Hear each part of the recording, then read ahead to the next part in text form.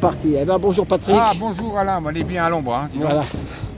À 15 août, il faut être méritant hein, pour manifester un 15 août dans Paris. Hein. Et c'est ça, mais on tient la permanence. On tient la permanence, ouais. Alors, tu sais, cette semaine, Alain, je me suis... Hein?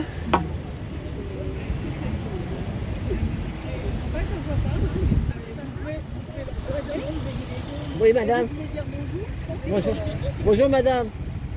Vous voulez savoir pour septembre qu'est-ce qui va se passer? Le 10, il paraît que c'est le 10, la grande date.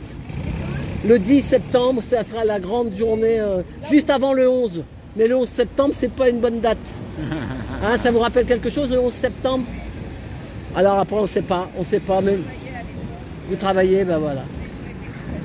Je vous filme pas, madame. Hein, vous voulez être filmé? Je peux vous filmer? Non, ben je le savais, c'est pour ça que je vous filme pas.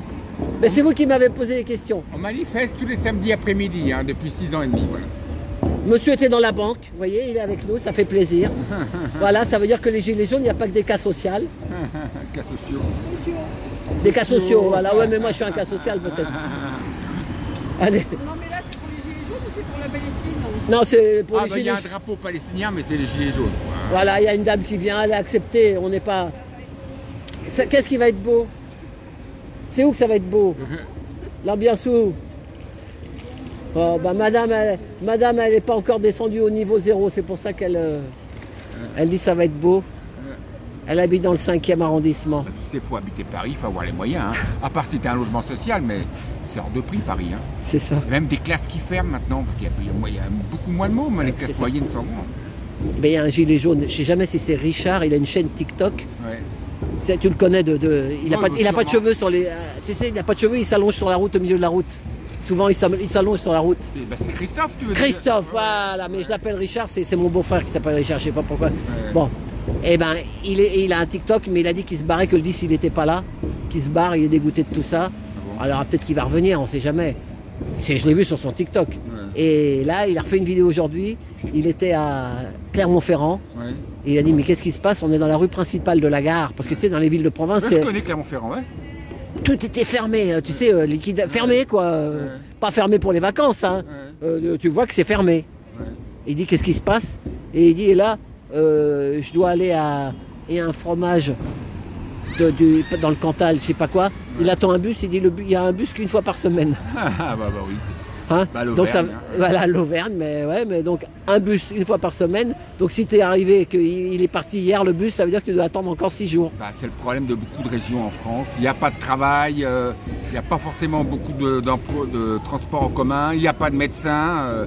C'est pour ça que les gens s'agglutinent toujours ils s'agglutinent dans les grandes métropoles, dans les grands bassins d'emploi, parce qu'en province, l'immobilier vaut rien, mais pour les jeunes, il n'y a pas de boulot et pour les vieux, il n'y a pas de médecin. Et Clermont-Ferrand, bah oui, c'est une ville qui était très industrialisée avant, hein, notamment grâce à Michelin, et puis ça a beaucoup perdu, hein, toute l'industrie a beaucoup perdu là-bas. Et en plus, il allait dans une ville, je ne me rappelle plus, je ne suis pas spécialisé dans le fromage, mais il a donné un nom de fromage que vraiment il est connu dans toute la France, mais j'ai pas... Eh ben, il a donné le nom du fromage, et c'est le nom de la ville où il allait, mais c'est une semaine. Peut-être parce que c'était le mois d'août. Des fois, c'est le mois d'août, il n'y a pas de scolaire. Parce que tu sais quand des fois il y a les bus, tu sais, il y a les scolaires, les machins. Ouais. Donc des fois c'est restreint, peut-être aussi. Alors vas-y, alors voilà, on a eu les dames qui nous ont interrompus, mais c'est pas grave. C'est la vie. Je me suis intéressé cette semaine à un sujet dont on parlait beaucoup il y a une petite dizaine d'années. On n'en a plus du tout parlé pendant des années, on commence à en reparler un peu, c'est le fameux revenu universel. Hein. C'est Benoît Hamon lors de la campagne présidentielle de 2017 qui en avait fait son cheval de bataille. Et c'est un serpent de mer ce dossier. Et depuis on n'en parlait plus et maintenant on en reparle à cause de l'IA, de l'intelligence artificielle. Il y a des gens qui pensent que ça va supprimer beaucoup d'emplois. Alors qu'est-ce que c'est que le revenu universel? C'est un revenu minimum. D'après les puristes, hein, les promoteurs de ce projet, on donnerait à tout le monde, je dis bien à tout le monde, dès sa naissance, pas de condition d'âge, pas de condition de revenu, pas de condition d'actif ou d'inactif.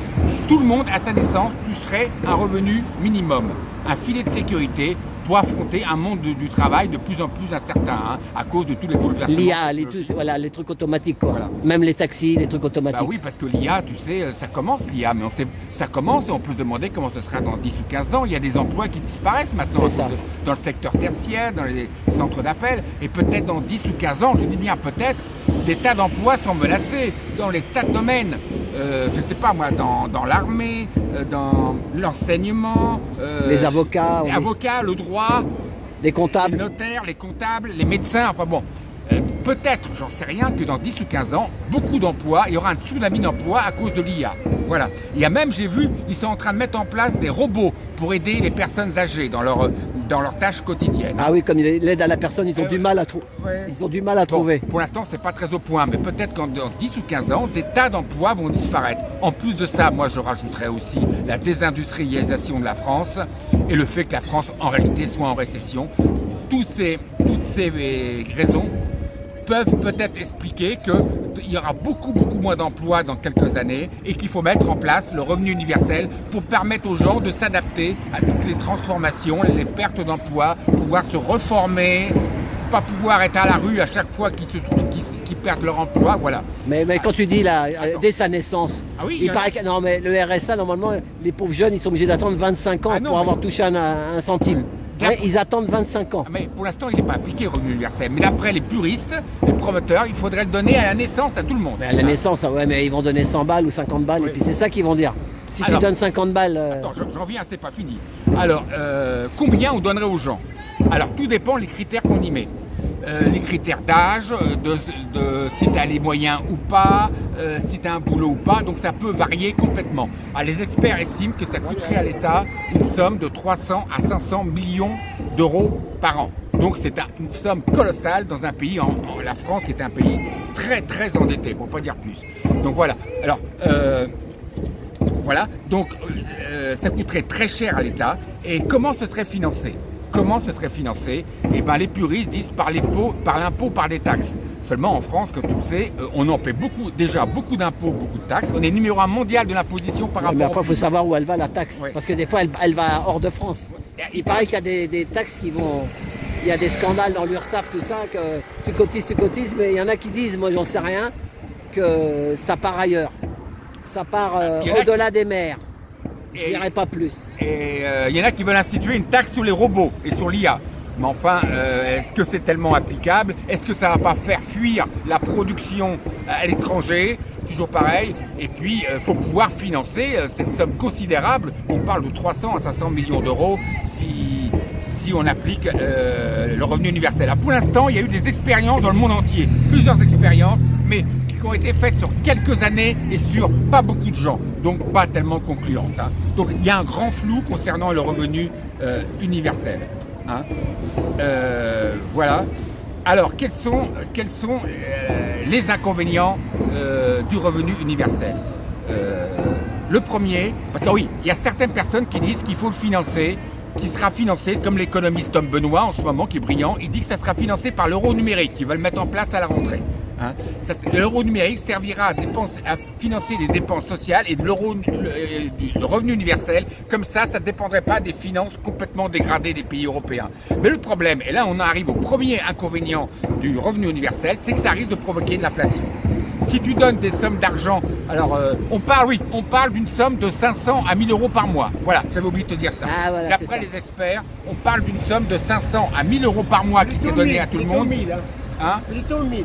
Mais moi j'ai entendu plutôt 500. Enfin, ah d'accord. Ouais. Plutôt 500. Alors si on le fait financer par l'euro numérique, bah, c'est comme la planche à billets. Il y a une grande chance, moi j'ai travaillé à la banque, que ça provoque de l'inflation. Donc ce qu'on gagne d'une main, on le perd de l'autre. Hein. Voilà. Donc le risque d'inflation, parce que quand on met des sommes d'argent énormes sur une économie et qui ne correspondent à rien, à aucun gain de productivité, ça provoque généralement de l'inflation. Voilà. Le deuxième danger, bah là ça rejoint les gilets jaunes, c'est le flicage et la surveillance de la population. On tombe dans un monde à l'Orwell, parce que s'ils nous donnent une somme de 500 ou 1000 euros par mois, est-ce qu'ils vont pas fliquer les gens en disant on vous donne cette somme-là, mais il faudra bien vous faire picouser, il faudra C'est bien ça. être raisonnable, pas vous faire marquer par des propos désagréables sur le gouvernement, il faudra faire des dépenses écologiques, et puis ces 500 et ces 1000 euros, est-ce que ce ne sera pas des sommes qui auront une date de péremption, parce qu'on en parle de ça, il faudra les dépenser relativement Et tout la de suite. liberté d'expression. Et la liberté d'expression. Si tu fais des vidéos sur TikTok Voilà. ou sur YouTube, là tu vas voir, Il y a tu n'auras pas que rien. ça avec le monde numérique, c'est qu'en fait, il est, comme tu viens de le dire, il est périmable. Et en plus, il est périmable et il est aussi confiscable.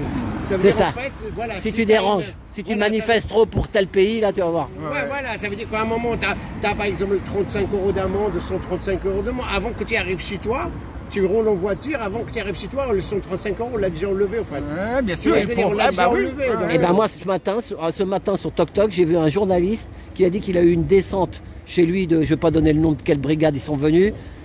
Ils l'ont secoué un peu parce qu'ils militent pour le drapeau que tu vois là-haut là. Qu'il faut pas tout dire sinon ça dérange. Et ben le mec il a dit ils m'ont gelé mes comptes. Ouais. Ils ont gelé ses comptes. Il est journaliste hein. Mais comme il a dit. Pas geler, ils peuvent pas Eh ben il geler a dit ces le gars, il a dit ça. faut qu'il aille voir un avocat, et on peut pas geler les comptes de quelqu'un. C'est en Chine c'est ce qu'ils font Ah déjà. oui, avec le crédit Eh ben social, c'est pareil qu'ils vont nous mettre ici. ouais. Ouais. C'est ce que tu es en train Ah de bah dire. oui, mais il y a des chances. C'est le que- crédit social qu'on chinois. soit- Ouais, bien sûr. Par contre les gros, eux ils en ont rien à foutre, ils ont tout mis dans d'autres pays. Bon, oui, t'en fous. Et puis tout est dans des pays paradis fiscaux Bah oui, et, oui, et puis on leur fait signer roule des ma paquets, poule, roule ma poule. C'est comme les voitures, les petites, tu auras interdit de rouler. Par contre les Ferrari, les Jaguars et toutes ces grosses bagnoles, elles auront le droit de rouler parce que c'est collection. Donc voilà, on risque Ouais, de mais- tomber dans un monde alors Ouais, hein. mais alors ouais, je suis d'accord, mais il y a un truc que tu parles. Est-ce que tu peux m'expliquer ça? Tout le monde me parle de la dette. On a endetté les pays, tu sais. 330 milliards. Voilà, on a emprunté de l'argent. 300. Voilà. 3 milliards 300. Mais ça, c'est qui? 3300. À qui? À l'air il paraît qu'on ne sait même pas à qui on l'a Non, emprunté. Ah. C'est secret d'État.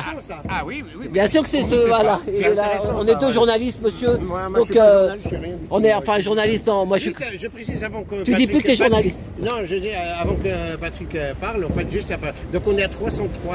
3300 milliards d'euros de dette. 3300 milliards. Officiellement. Officiellement 3 milliards 300. Oh, je sais même pas ce que ça 300 fait. millions. C'est des sommes irréelles. Voilà, c'est de Ouais, ça veut dette. dire qu'il- Il faut savoir que juste à peu près 100 milliards, ça veut dire le 1/3 de cette somme, elle est due, en fait, elle est provoquée par la venue de Macron. Ça veut dire depuis que Macron est là. On a eu 1 milliard de plus. Ah, non, oui. pas 1 milliard, 100 milliards, le 1/3 de ce qu'on vient de dire. Tu vois ce que je veux dire? Elle est due à sa politique de le maltraiter. Et heureusement que j'ai des gars qui ont fait des études mathématiques et machin parce que. Ça, c'est. Après, Moi, j'ai bac moins 6, j'ai qu'un CAP. Il faut avoir 1 heure pour expliquer ce que c'est la dette. Hein. Ouais, mais alors, alors, moi, est-ce que toi tu as une idée? Il y en a qui diraient que c'est bah, on le sait, c'est pas les 13 familles, il y a la banque. C'est les 13 familles qui. Rothschild et tout ça. Ouais. Est-ce qu'à qui ça appartient? Ça participe. Mais il paraît qu'on n'a pas le droit de le dire. Ils n'ont pas le droit de le dire. C'est-à-dire que Bercy ne communique pas. L'agence France Trésor qui emprunte sur les marchés financiers pour la France, cette année, ça va être une somme comprise entre 300 et 340 milliards d'euros. Ouais, mais des fois c'est du pipeau. Autant, ça veut dire autant. Non, c'est pas le Il plus faut possible. s'imaginer ce que c'est. Hein. On sait je sais par Marc Toiti, qui est un excellent économiste, mais qui lui aussi reçoit des menaces et des pressions pour se taire. On sait que 57% des obligations d'État qui financent la France sont financées par des pays étrangers. La dette publique française est détenue à 57% par les étrangers. Par qui? Secret d'État. Bercy Non, il n'y ne a veut pas pas secret communiquer. d'État. Non, on en a déjà parlé 1000 fois et tout ça. Il y a BlackRock dedans, il y a les industries d'armement, il y a tous Ah, je suis sûr.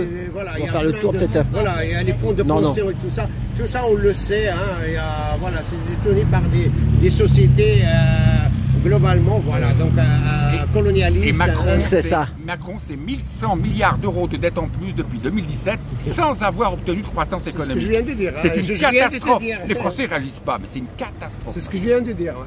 Et oui, et pour finir sur le revenu universel, il y a un troisième inconvénient, je suis désolé d'en parler, c'est un sujet qui n'est pas facile à aborder, c'est que certains ont peur que ça provoque des vagues migratoires en France. Hein. Voilà. Parce que comme aux portes de la France, tu as des pays des fois où il y a beaucoup de misère, est-ce que ça ne va pas attirer de la misère en France, sachant qu'on donne à tout le monde un revenu de 500 à 1000 euros. Voilà. Donc, Mais tu crois vraiment à cette théorie-là? C'est développé par... C'est pour énerver les gens avant les élections. Ça, c'est un argument de la droite, ça. C'est ça, c'est avant les élections. Regarde, rien C'est avant les élections. Rien, je te donne juste un contre-exemple. C'est 25 ans, il faut Ce que tu viens de dire, c'est faux. C'est impossible ce que tu viens de dire. Ça peut être un appel d'air, là, pour les trans, c'est pas possible. Regarde, rien que le RSA. Rien que le RSA, il est conditionné à 15 heures de... Comment tu veux que l'État te donne un truc sans contrepartie? Ah mais je te parle dans le cas du revenu universel. Oui, mais même le universel, tu vas trouver tellement un couillon ou un homme politique qui va poser une loi qui va être attribuée qu'aux Français, que ceux qui ont un papier. Tu vois, ou ceux qui ont une résidence, où il y a une carte de résidence. Donc, à la limite, les étrangers qui viennent de l'eau... au départ, ils ne le toucheraient pas, ça c'est sûr. Mais au bout de quelques années... Mais bon, je dis pas que voilà, ouvrez vos cœurs à la... Ils ne seront plus là, il y aura une autre politique. Voilà, arrêtez. Non, ça c'est un argument qui a été... Voilà, mais je ferme la parenthèse. Voilà, fermons la parenthèse. Ouvrez votre cœur et arrêtez de donner de l'énergie à tout ça. Mais des fois, c'est fait exprès pour nous énerver. Mais ceux qui préconisent le revenu c'est avant les élections. C'est vrai qu'on peut se demander s'il n'y aura pas de moins en moins d'emplois dans les années qui viennent et s'il ne faudra pas, entre autres mesures, parce que le revenu universel, c'est pas la seule mesure, hein. Attention, c'est pas la seule mesure. Est-ce qu'il ne faudra pas repenser la société autrement s'il y a de moins en moins de travail dans les années qui viennent, peut-être une formation professionnelle tout au long de la vie, repenser la société autrement et le revenu universel est peut-être une réponse parmi d'autres. Mais c'est un sujet très flou. Et les grands milliardaires, c'est quand qu'ils vont faire faillite? Ils font pas faillite? Jamais faillite. Ah ouais, voilà, eux, ils ont toujours 10 ans d'avance pour nous bouffer. Et c'est toujours les petits. C'est eux qui se gavent et c'est à nous qui disent qu'il faut faire des efforts. Les amis, on en a parlé, je fais juste 2 minutes, on en a parlé la semaine dernière. Vous savez, donc la vaisselle de Brigitte Macron, la vaisselle n'a pas coûté 50 000 €, mais 500 000 €. Donc je fais une parenthèse par rapport aux États-Unis. Donc Donald Trump, il aime manger du McDo et boit beaucoup de Coca-Cola. C'est vrai, hein, il aime beaucoup manger du McDo. Quand la Maison Blanche aux États-Unis commande une pizza ou des McDo, je répète qu'à la fin du mois, on le facture. On facture à la Maison Blanche. C'est pas le cas des États-Unis. On aimerait bien que l'Élysée soit un petit peu comme un peu la Maison Blanche. Ça veut dire à un moment, il arrête de gaspiller l'argent du peuple. Si tu as besoin de vaisselle, bah pourquoi pas essayer de l'acheter avec tes propres sous. Voilà, en fait c'est une question que le train de vie de nos dirigeants. Voilà, tu m'en as parlé la semaine dernière. Bien sûr. Le train de vie. Tous les dirigeants des entreprises du CAC 40 et tout, qui touchent des rémunérations complètement délirantes, hein, alors que les employés doivent se battre pour avoir une augmentation de 100 € par mois, bien sûr, je suis d'accord. Il y a un écart de plus en plus grand entre quelques ultra-riches et le reste de la population. Et même nos hommes politiques qui sont en train voilà, avec une voiture, chauffeur et tout ça. Ça, il faut... Après, pourquoi l'année dernière, on a augmenté, par exemple, les sénateurs de 700 € et les députés de 300 €, alors que la population souffre. Bien sûr. Vous savez, ils se font augmenter eux-mêmes, tu vois. Nous sommes d'accord.